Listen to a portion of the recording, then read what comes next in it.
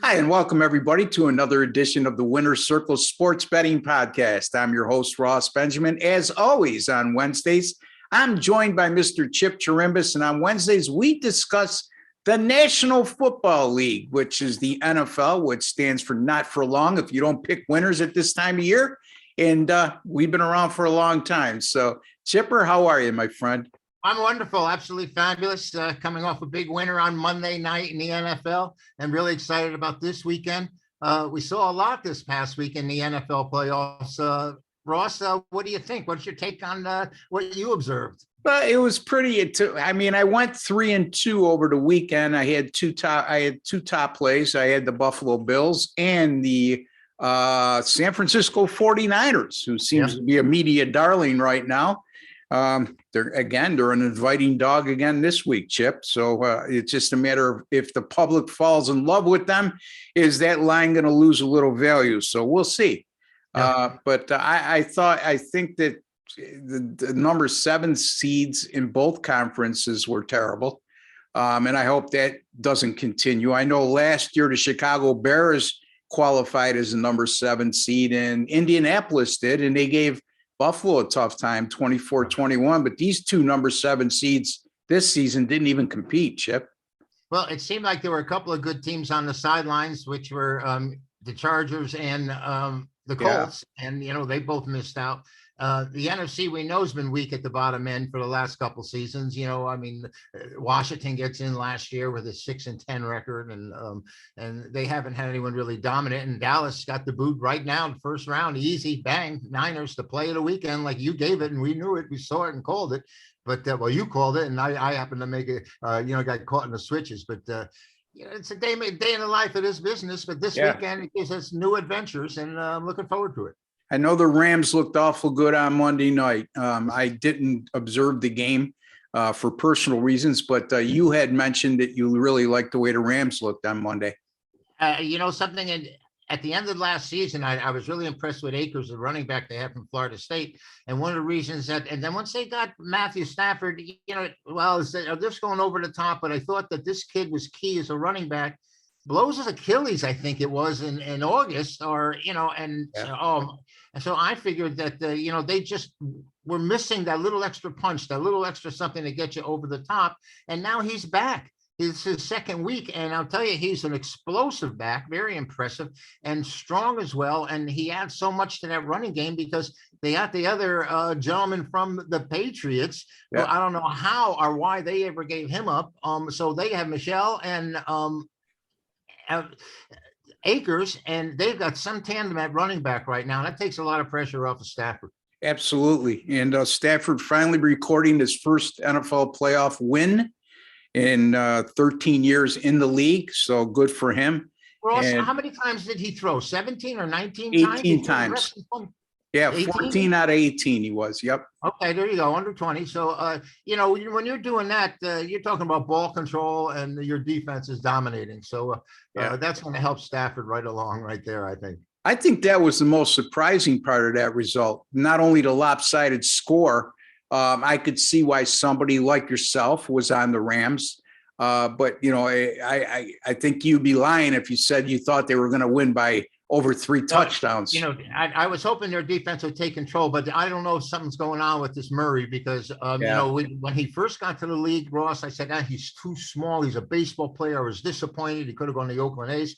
And he decides to play football, and he was so quick and so fast, and he got away with so much. And now all of a sudden, I don't know because of injuries or what his issues are, but he doesn't seem as fast or as quick. And he's certainly not as accurate because he's not throwing into wide open spaces anymore. No. And I think it's really affected them. They really didn't look good at all. And they've regressed the second half of the season without a doubt. And now, they're talking about Kingsbury's Kingsbury, Kingsbury, about if he's going to be there anymore and maybe be back.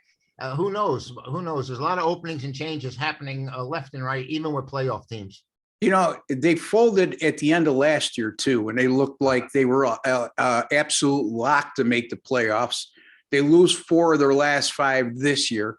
And if you look at Kingsbury's history, remember when he was at Texas Tech, Chip, they always seem to get out to those 5-1, 6-0 starts, and then barely either end up at 500 or barely above 500. So that's a disturbing tendency when you see it happen, not only on the college level, but the NFL level with the same head coach. Ross, I'm hearing him getting lambasted everywhere this week on sports talk radio, from all stations and all part of the country. So I don't know what his future is there. They may be happy they made it to the playoffs. I mean, they have improved over the last couple of seasons, but they have folded at the end of the year. And like I said, getting back to it, maybe in his defense, there is something wrong with Murray because they just didn't look like they were that bad. Connor never became a factor in that game whatsoever. The Von Miller seemed to be all over the place, Ross. I mean, all of a sudden I go, oh, okay, now I understand. And you can see what's going on. Their defense was overwhelming. The Cardinals had no chance. They certainly they grounded those birds. I'll tell you that right now. Yeah, their defense, especially if they get an early lead on you where they could make you one-dimensional, and then those pass rushers pin their ears back, and they're awful difficult. So, I mean, future LA Rams opponents, I would highly suggest you need not to fall behind by more than one score against them, because they're going to be awful tough if they're running the ball that well and playing as good a defense as they did the other night against an Arizona team, which for the better part of the year was an explosive offensive unit. But like Chip says, who the heck knows what's going on there? I know this is 2 straight years under this head coach that this team was in position to make a deep NFL playoff run. One year they didn't make it, and the other year they're out in the first round. Not only out in the first round, they get blown out. Yeah, so, totally. Yeah, anyway, before we get to our NFL free picks, just a friendly reminder, folks, you can find us at chipwins.com, myself at rbwins.com. Again, we're taping on Wednesday, the 19th of January. Last night, Chipper went 5-1 with his premium paid selections. I went 4-0. That's 9-1 combined, folks. So again, these free picks are all fine and dandy, and we like to win them. As a matter of fact, we've been on a nice roll on this channel with free picks over the last 2 weeks. But again, you could find Chip's best plays and my best plays at chipwins.com and rbwins.com, respectively. Chip, what do you got for us as a free pick in the NFL on Sunday? Well, we're going to the playoffs, and you were just talking about the great defense the Rams have. How about the #1 defense in the entire NFL belonging to the Buffalo Bills? And they're only allowing, 272 yards a game. Ross, I just put a smile on your face. I haven't seen a smile like that. Anyway, no, really, they do, and they were dominating in their last game. But the thing is, they set an NFL record by scoring every offensive touchdown, every offensive opportunity. And that's exactly what the Chiefs did against the Steelers. Once the Pirates went ahead 7-0 in that game, it was Katie bar the door, and the Chiefs took over, and they just ran over. Pirates. Yeah, but, it's the same stature. But that isn't what I'm looking for here. What I'm looking to is like the over for Kansas City is 6-0 in their last 6 overall. They're 6-0 to the over as favorites. Buffalo is 8-0 to the over as underdogs, 8-0 in their last 6 on the road. And it's just an amazing stat with these. They're 4-1 to the over in their last 5. And I think it's overkill. I think we have the #1 defense in Buffalo. I think the weather may play a part of it. I'm looking to play the under here. Yeah. I gave you every reason to play the over, and I think this game goes under. It's like 9 straight in a row. I mean, Kansas City was 11-7 to the over, but this is the playoffs. Yeah. And, Buffalo 9-2 on grass to the over. I'm sorry. I'm the Antichrist on this one. I'm playing under. Yeah, and it's up to 55. So it moved up from, I think the opening number was 53.5 or 54. Hasn't scared a lot of the bettors away as they bumped this up to 55. So, yeah, I mean, Buffalo, look, both of these teams got great skill position players offensively. You got 2 teams. Josh Allen threw for 5 touchdowns last week. Patrick Mahomes threw for 5 touchdowns last week. There you go. I mean, the public is going to fall in love with the over in this game.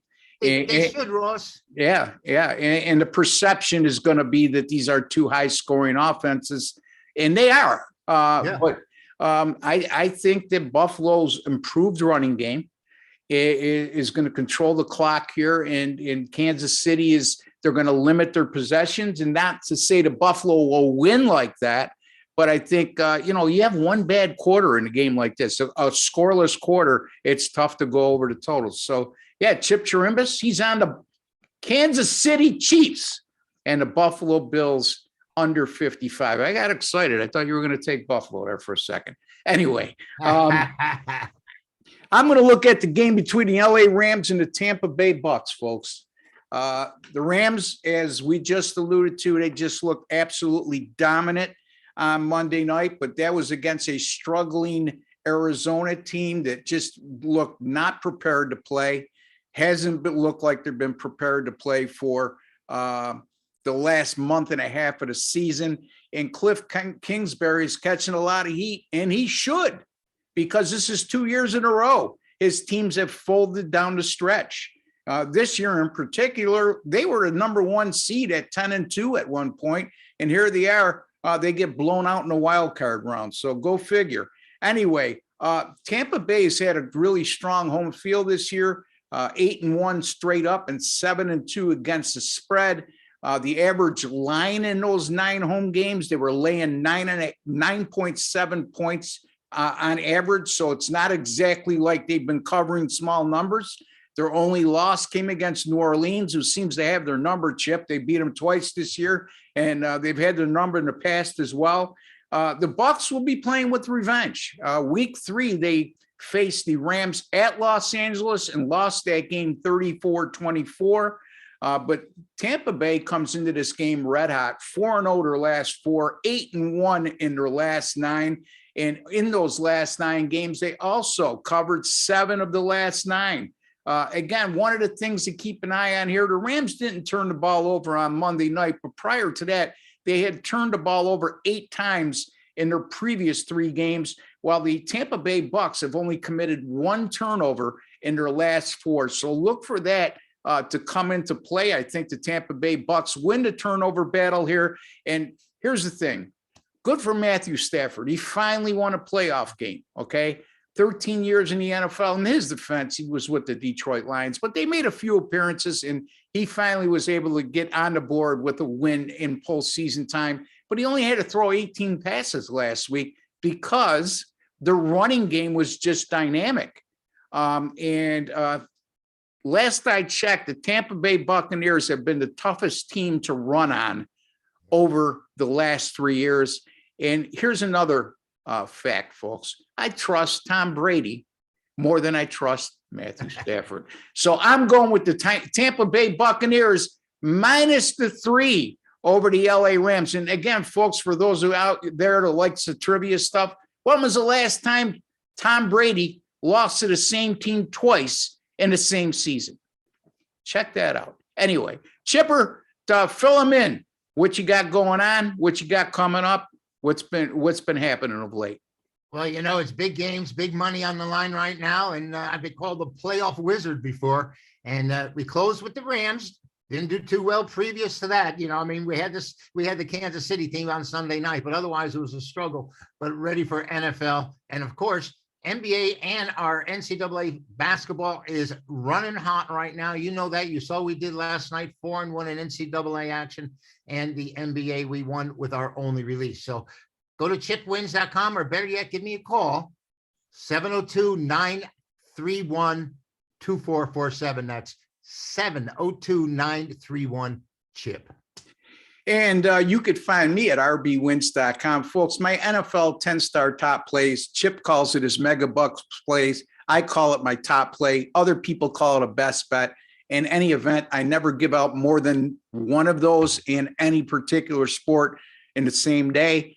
And I've gone 7-2 with my last 9 and 9-3 with my last 12 NFL 10-star top plays, including Saturday's winner, 10-star top play on the Buffalo Bills, 47-17 hammering job of the New England Patriots. I also had on Sunday the San Francisco 49ers as a 3-point underdog, winning outright at Dallas. I cashed in with the Kansas City Chiefs at night, 3-2 overall. But keep an eye on those 10-star top play, folks, because I'll have one on Saturday in the NFL and one on Sunday. And as I alluded to earlier in the show, I'm coming off a 4-0 day in college basketball on Tuesday, and things are heating up there. The NBA last year, we finished 6th in the nation overall on money earned. So a lot of good stuff, a lot of money to be had.